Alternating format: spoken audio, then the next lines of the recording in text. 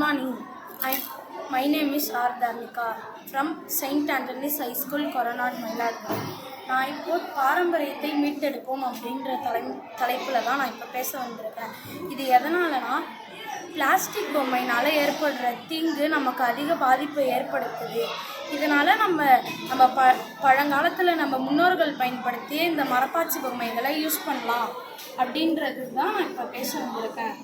இப்போ பிளாஸ்டிக் பொம்மையை ஒரு குழந்தை யூஸ் பண்ணுறதுனால அந்த குழந்தைக்கு நிறையா நோய்வாய் ஏற்படுது. அது மட்டும் இல்லாமல் அந்த குழந்தை அதை வாயில் வச்சு சுவைக்கும் போது அதுக்குள்ளே தாலேட்டுங்கிற ஒரு ரசாயனம் அந்த குழந்தையோட வயிற்றுக்குள்ளே போகிறதுனால அந்த குழந்தைக்கு செரிமான பிரச்சனை ஏற்படுறது மட்டும் இல்லாமல் அந்த குழந்தைக்கு நிறைய உடலில் பாதிப்பு ஏற்படுது.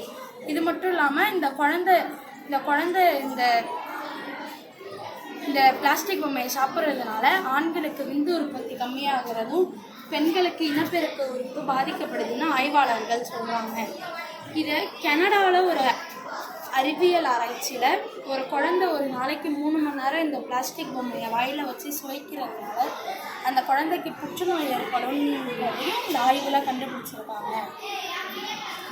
இந்த பிளாஸ்டிக் பொம்மையால் நமக்கு என்ன ஏற்படுது அப்படின்னா, ஒரு சாதாரண குழந்தைக்கு இந்த பிளாஸ்டிக் பொம்மையில் அந்த தாலேட்டுங்கிற ரசாயனம் மட்டும் இல்லாமல் கார்டியம்னு இந்த பிளாஸ்டிக் பொம்மையில் நிறைய ரசாயனம் இருக்குது. இதனால் இந்த குழந்தைக்கு சாதாரண ஒரு குழந்தைக்கு மன வளர்ச்சி பாதிப்பு, நரம்பு மண்டலம் பாதிக்கப்படுது, மூளை வளர்ச்சி பாதிக்கப்படுது. இதனால் இந்த குழந்தைக்கு கல்வி வளர்ச்சி, அறிவு வளர்ச்சி, மன வளர்ச்சி இதெல்லாமே பாதிக்கப்படுது. இந்த மாதிரி விஷத்தன்மை உள்ள இந்த பிளாஸ்டிக் பொம்மையை நிறையா நாட்டில் தடையும் செஞ்சுருக்காங்க. முக்கியமாக அமெரிக்காவில் இந்த தாலேட்டு கலக்கப்பட்ட ரசாயனம் அந்த பொம்மையெல்லாம் அமெரிக்காவில் குழந்தைங்க யூஸ் பண்ணுறதுக்கு தடை செஞ்சுருக்காங்க. இந்த தாலேட்டு ரசாயனம் கலக்கப்படாத பொம்மைகளை தான் அமெரிக்காவில் யூஸ் பண்ணணும்.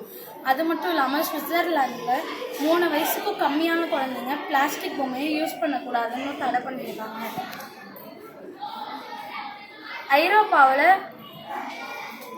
ஐரோப்பாவில் இன்னும் நிறைய கடைகளில் பிளாஸ்டிக் அதாவது பொம்மையை விற்கப்படுறது கிடையாது.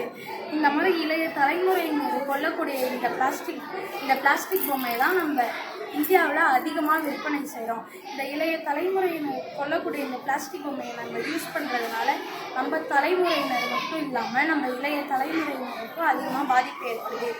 இதை தவிர்க்கிறதுக்கு நம்ம என்ன பண்ணலாம்னா, நம்ம முன்னோர்கள் பயன்படுத்திய அதாவது இந்த மரப்பாச்சி பொம்மைகள், அது மட்டும் இல்லாமல் இந்த மரப்பாச்சி பொம்மைகள், இந்த மண் பொம்மைகள், இந்த மரப்பாச்சி பொம்மையில் என்னென்ன மருத்துவ குணம் இருக்குன்னா, இந்த குழந்தை வாயில் வச்சு சுவைக்கும் போது அந்த குழந்தைக்கு இந்த ஈரெலாம் ஸ்ட்ராங்காகிறது மட்டும் இல்லாமல் இந்த மரப்பாச்சி பொம்மையில் மருத்துவ குணம் இருக்க நிறைய செம்மரம், கருங்காலி மரம், இந்த மாதிரி மருத்துவ குணம் வாய்ந்த நிறைய மரம் இருக்குது.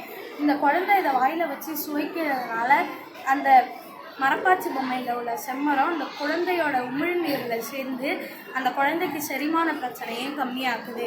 இந்த மரப்பாச்சி பொம்மைக்கு நம்ம முன்னோர்கள் சொல்ல கதையும் நிறையா இருக்குது. அது என்னன்னா, பழைய காலத்தில் இந்த திருமணம் நடக்கும்போதெல்லாம் இந்த ஃபோட்டோ எடுக்கிற பழக்கம் அங்கே கிடையாது. அது அந்த மாதிரி ஃபோட்டோ எடுத்தால் அங்கே நிறைய அசம்பாவிதம் ஏற்படும் அந்த காலத்தில் ஒரு மூட நம்பிக்கை இருந்துச்சு. அதனால் அந்த காலத்தில் மரப்பாச்சி பொம்மைகளை தான் அவங்க மணமகள் வீட்டுக்கு சீதனமாக தராங்க. இது எதனால் அப்படின்னா, இந்த மரப்பாச்சி பொம்மையை அவங்க எடுத்துகிட்டு போகிறதுனால அவங்க அப்பா அம்மா அவங்களோட ஞாபகம், அதாவது அவங்க கூடயே இருக்காங்கன்றதும் இல்லாமல் அவங்க அப்பா அம்மா நம்ம கூட இருக்காங்க அப்படின்ற பாதுகாப்பு உணர்வும் அவங்களுக்கு இருந்துச்சு. இதை அவங்க பூஜை அறையில் வச்சு அவங்களோட கடவுளாக வழிபட்டாங்க. இது மட்டும் இல்லாமல் இந்த புதிதாக திருமணமான இந்த தம்பதியினர்களுக்கு பிறக்கக்கூடிய குழந்தைக்கும் இந்த மரப்பாச்சி பொம்மையை தான் விளையாட்டு பொம்மையாக யூஸ் பண்ணியிருக்காங்க. இந்த மரப்பாச்சி பொம்மையை அவங்க வீட்டில் திருமணம் ஆகாமல் இருந்த மகளுக்கு இந்த 2 ராணி மரப்பாச்சி பொம்மை, ராஜா மரப்பாச்சி பொம்மை, இது 2த்தையும் வச்சு திருமணம் நடத்துறதுனால இப்போ சாதாரணமாக அந்த காலத்தில் ஒரு வீட்டில் திருமணம் ஆகாத மகள் அவங்களாம் இருந்தால் இவங்களுக்கு கல்யாணம் ஆகுன்ற ஒரு ஐதீகம் அந்த காலத்தில் இருந்துச்சு. அது இருந்தது மட்டும் இல்லாமல் அது நடந்துச்சுன்னு நிறைய பேர் சொல்கிறாங்க. இந்த மரப்பாச்சி பொம்மையை மோஸ்ட்லி நவராத்திரி, அதாவது தமிழ் மக்கள் கொண்டாடக்கூடிய நவராத்திரி கோவிலில் அதிகமாக இந்த மரப்பாச்சி பொம்மை தான் முக்கியமாக வைக்கிறாங்க. இந்த மரப்பாச்சி பொம்மை எதனால் அப்படின்னா, இதை வைக்கிற ஐதீகம் எதுக்குன்னா இதுக்கும் ஒரு கதை இருக்குது. அது என்னன்னா, திருப்பதியில் உள்ள வெங்கடேஸ்வரர் பார்வதி தம்பதியினர் வந்து அந்த கடவுள் வந்து நம்ம வீட்டில் இருக்கிறதா அவங்க ராஜா ராணியாக வச்சு இதை கும்பிடுறாங்க. இது இது எதனால் அப்படின்னா, இந்த மணமகள் இவங்க சந்தோஷமாக இருக்கணுன்றதுக்காகவும் இந்த மரப்பாச்சி பொம்மைகள் அன்றைய காலத்தில் இருந்து பாரம்பரியமாக இருந்ததுனால இதை அதிகமாக யூஸ் பண்ணுறாங்க. அது மட்டும் இல்லாமல் இந்த மரப்பாச்சி பொம்மையை இந்த குழந்தைங்களுக்கு அந்த குழந்தைங்களுக்கு ஜலதோஷம், தும்பல், சளி இந்த மாதிரி நிறையா நோய்கள் ஏற்படும் போது இந்த மரப்பாச்சி பொம்மையை சந்தனக்கட்டையை இழைச்சி கொடுக்கறதுனால அந்த குழந்தைக்கு வந்து அந்த சளி, ஜலதோஷம் அதெல்லாம் தீர்க்கணும் அந்த காலத்தில் இருந்து ஒரு இது உண்டு. ஆனால் இப்போ இந்த தலைமுறையினருக்கு இந்த மரப்பாச்சி பொம்மைனா என்னன்னே தெரியல. என்ன மாதிரி உள்ள மாணவர்களுக்கு இந்த மரப்பாச்சி பொம்மை அப்படின்னா என்னன்னே தெரியல.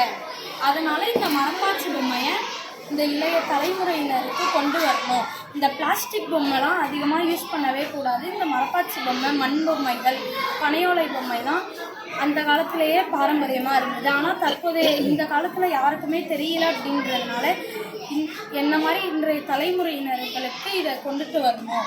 இந்த பிளாஸ்டிக் பொம்மையை இளைய தலைமுறையினரை கொள்வது மட்டும் இல்லாமல் இந்த மரப்பாச்சி பொம்மை இந்த காலத்தில் யாருக்குமே தெரியல. அதனால் நம்ம எல்லாருமே ஒரு உறுதி எடுத்து இந்த மரப்பாச்சி பொம்மையை நம்ம தலைமுறையினர்களுக்கு மட்டும் இல்லாமல் நம்ம இளைய தலைமுறையினருக்கும் இதை கொண்டு வரணும். நன்றி.